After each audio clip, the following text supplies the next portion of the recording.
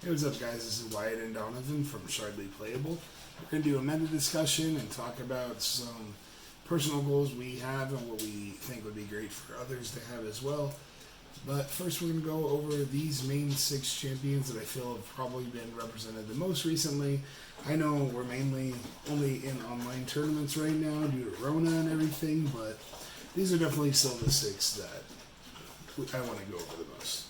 So I'll move these side to side. I'll start with Rain.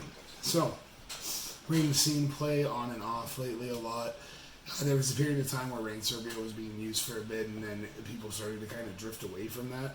A lot of hype around Rain right now due to just getting the fire cards, Underlord, and the spell. I always forget. Expulsion. Expulsion, yeah, that thing. Okay. We do have like a general feeling that the Rain deck is just a little bit overhyped. It has a lot of power, it has a lot of aggression in it, but I feel like its main issue it has in compared to the other aggressive deck like Liam is it really just, it runs so hard out of card advantage. I feel like Arc is the main go-getter for card advantage in that deck, so basically like if you're not cycling Arc, you're just running out of cards a lot easier. Now, that is only from a couple weeks of testing it, so there could be things that other people do differently that work out very well. Who knows? So, that is our thoughts on Rain. Alright, Mitile. So, I think Mitile is actually one of the most unique champions in the way the deck plays. Obviously, it has that insane loop that basically makes it to where you're not allowed to play anymore. Basically, essentially the only thing in OTK that this game has. But there is a lot more to the deck other than that. The deck does really well with gaining and regaining card advantage. It also does really well with consistency because of Mitile itself. Being able to discard to search any of them. I know like a big consistently play is they search either Liam or Ella to control stuff like the Bone Scavenger and everything. Liam to get to your pawns, Inquisitors, all that. Also, Mitile now has the new one coming out, which is the Ruined ability that gets 2 pawns if he's your champion. So, for obvious reasons, that is just insane. I feel like that almost seals that you're going to always be using Serpio as his spirit to be able to trigger the Ruined ability and to have all of the revival spells. Which, I mean, it basically already was that anyways. People are basically just using Serpio anyways. Although I did like the idea of Mitile Kite, having the Fabriel's Gifts to be able to search out the big Mitile is really cool. But with this new Ruined ability coming out, it's going to make this deck a lot more consistent. It's going to make it to where you can get to the loop a lot quicker, which, again, they don't have to get to the loop. They have a lot of stuff outside with the regular deck. Especially with the new unit, because it makes the deck so consistent that you only need 1 Inquisitor by turn 4, and then you can just start killing all their shards. You don't need the loop to be able to just take over the game. Yeah. I think that is everything. Oh, also, the fact that this putting a general back on the bottom of the deck and drawing the card is, not only is it a cost so you can't chain Bone Scavenger, the fact that it's not once per turn is just insane, which isn't something that really clicked in my head. I didn't really think about it until I was playing in the showcase, and in one of the late games they played the Rain unit and they still had it on the field from last turn, so then they played Treat and sent 5 other Silver General units and then just used his ability 6 times to draw 6 cards. It's insane. Okay, Hoenna. Hoenna is not getting as much representation lately as it was expected to in the beginning.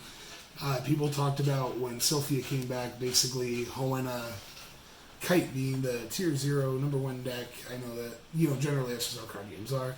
Whenever something new happens, people tend to overhype how things are going. I know the Hoenna solo deck became a thing for a small amount of time. Honestly, I think the Hoenna solo deck was probably the best version of it that they were playing in the online local for a bit. The Bright Beller Yuki is just insanely good. The deck was consistently aggressive. I played it for a couple of locals because I had fun with it. I played the basic version that I know the others are playing, except for I played Shard Beast because I basically put Shard Beast in anything aggro ever. Outside of that, there is Hoenna Kite. I did play Hoenna Kite for a bit too, messing around with it at our locals. thing with Helena is obviously Olympian Sophia is crazy, and we were playing like a version with a lot of hand control. We were playing like 2 to 3 Demon of the Evil Eye, but 3 Avarice, wanted to cycle the hand control stuff, and against any deck that would win late game, it was very dominating. It was so easy to take out their entire hand and just even Dark does have a little bit of field control, so it was really easy to just control the pace of the game.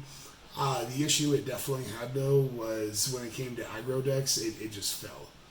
I mean, when we played the Huenakai versus the new Hoenn Sola, it was just almost no competition. Hoenn Sola would just blow it out with the aggroness. It's really hard to, when you play all those hand control cards when you're trying to set up the beginning of your game by taking advantage away, but they're able to just easily gain advantage by being aggressive. Speaking of gaining advantage by being aggressive, Liam. So, I know only one person played this in the showcase, and I don't know why. Liam Kite is genuinely really good. Liam has never been generally my favorite champion, although he is effective and his aggro rewards you. You don't really have to worry about losing out on a whole lot of advantage by being aggressive. Obviously, that doesn't mean, you can always go feel free and break all of the towers. Sometimes you have to still pace yourself on which tower you want to break to make sure that you are giving the optimal advantage out of every situation, which is kind of the key point of card games in general.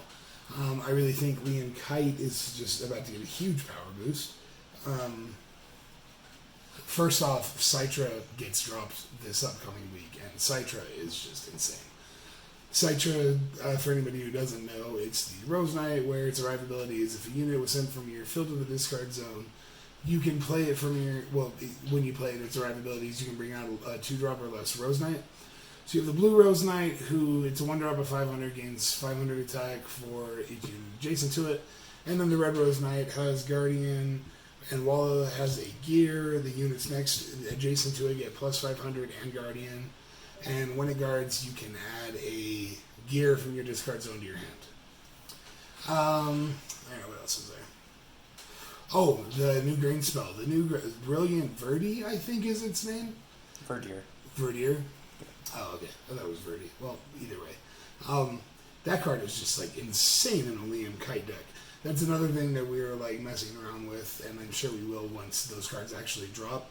But just playing your turn 2 with the Verdier, whatever the green card's name is, it can give you just so much advantage. There were so many times when we were just like doing test hands and draws where we would just like, it was like doing it like with the untap system for a bit, where it would like, I would hit like, I would play Shard Beast turn 1, break Embers, lose Shard Beast, and then on turn 2 I would lose the Shard Beast Embers, and then I would play Citra, bringing out the usually the blue Rose Knight at that point, and then I would play the Verdi, and I mean there were times where like you would hit like Caliber 002, just crazy stuff like that.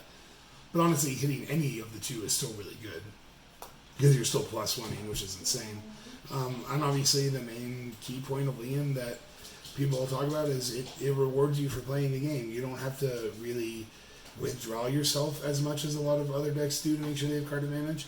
You gain your card advantage in this deck, well, not all of it, but a huge part of it, by playing the game and by progressing and breaking towers. So Liam Kite, I still think is going to be a huge thing in the upcoming format. I mean, I guess there is still random stuff like Liam Tux, Liam Serpio, but I really think Liam Kite is going to be where it shines the most.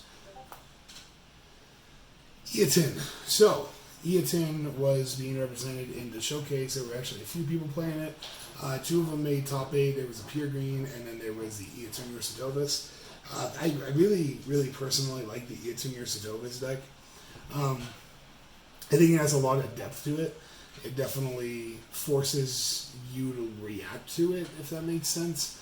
You can't just sit there and like not do things. You basically have to partially play into what the Eaton player wants you to do, because if you don't, you're going to lose card advantage that way. And so it kind of forces you to like play into killing some of their units that they're just going to then blow out with their own Rayona stuff. But that's what I like about the deck. It kind of makes you play their game before you're able to progress your own. if that makes sense. Obviously, Eaton Kite is relevant. Pure green deck, to psych Sylphia, Garga, all that stuff all the time. The big ship with like the baby face, I don't know its name. I think it's like Konost or something like Yeah, that. Nost. Nost, yeah. That card itself is pretty big. Also, on my perspective, obviously, on a lot of like certain cards, as I play Jillian mainly, so I guess there's probably a lot of cards that are more late game that other people don't like see affecting them that kind of just come whop around on me a bit. But Nost is definitely one of them.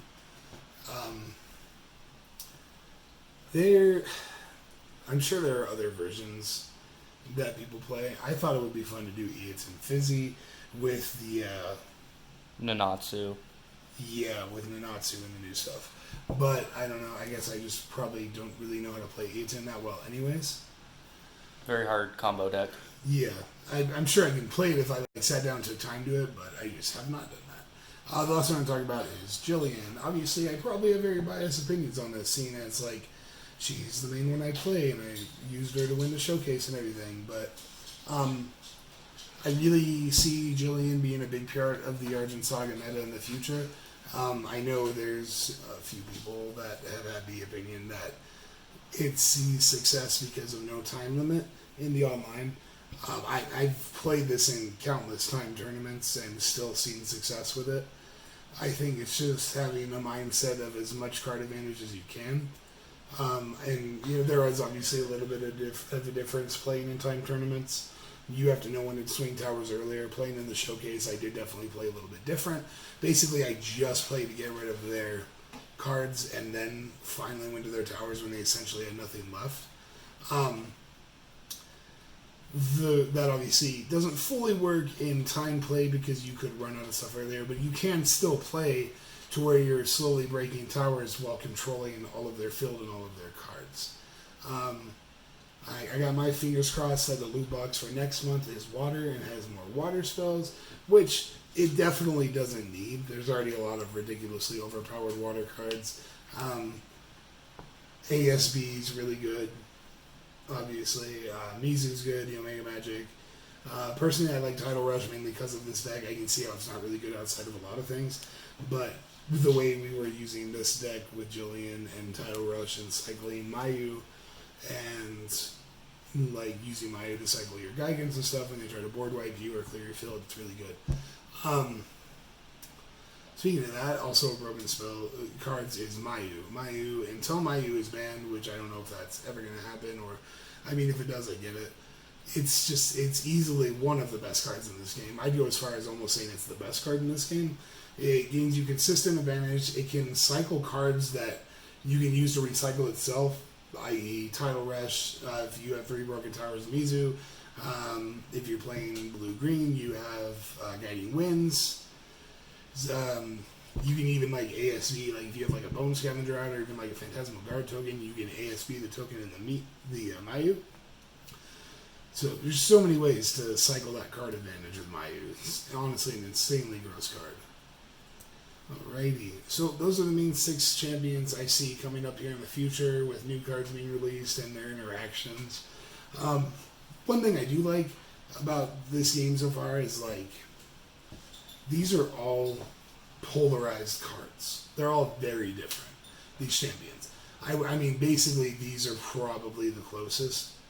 Liam and Helena, just for the sake of they play off of tokens. Yeah, they both progress the game by doing the same thing. Yeah. But even then, they're still vaguely different. She plays golem tokens that, they can break towers and everything on their own, but they're still somewhat golem specific. You can use them with Wrath to deal more damage to other things. Liam is really unique because he plays off of gears.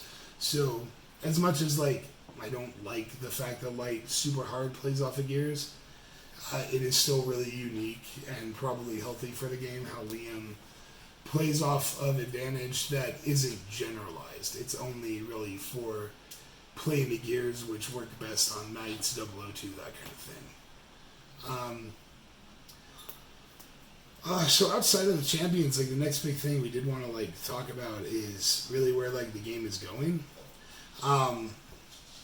I'm sure, I don't know if this is for every state. I know out here in Arizona, our coronavirus cases have been dropping at dramatic rates. We were in mid-July averaging like 3 to 4,000 cases a day. Now we're down to like 500. To some days we've only had like 180. So I think these could be good signs that we're gonna eventually, hopefully soon, get organized playback. On the Argent Saga site, they were talking about, or they did post on certain events that some stores are going back to holding online events. So this could mean that we're coming up on the return of organized play. So I think the biggest thing with that is, I know there's like opinions on what needs to be done with the game or what ARG needs to do and all this. I think that ARG, personally, in my opinion, puts a lot more time into their game than a lot of other companies do. But what I would like to encourage everybody to do, and I'm not, saying like if you don't do this, you're bad, but I think it would be a good idea for all of us to try to reach out to other people that we know. Maybe you know some people that maybe they don't generally play card games, so maybe they like to read comics, maybe they like some generally nerd culture like things, and maybe they would like to be able to come and play in this. I know for our Firebox we had the intro deck, and I reached out to a guy I knew who he played Yu-Gi-Oh with me, and so I showed him how to play the game and gave him the Fire intro deck, and that's one more person for our locals. And I know there's obviously outlying things that make games grow and everything, marketing, all that good stuff, but I feel like one of the biggest things that makes games grow is everybody just word of mouth, showing other people how to play it, getting others involved. Because generally when it does come down to it, this is a well-made game. And really if this grows, it has the capability of becoming, in my opinion, fairly huge. I know some people are pessimistic, saying it'll never hit one of the top 3. I think really, with a lot of commitment from players and everything, I really think it could, maybe not hit the top 3 like anytime soon, but maybe 10 years down the road the game's big and thriving. I don't know. I don't have a crystal ball. Can't predict any of that, but I do think it is, I don't know, I get not our responsibility to do it, but it could be it is in the best interest of the game if we all just put our heads together and helped everybody, and taught everybody who we think would be interested in the game. Alrighty.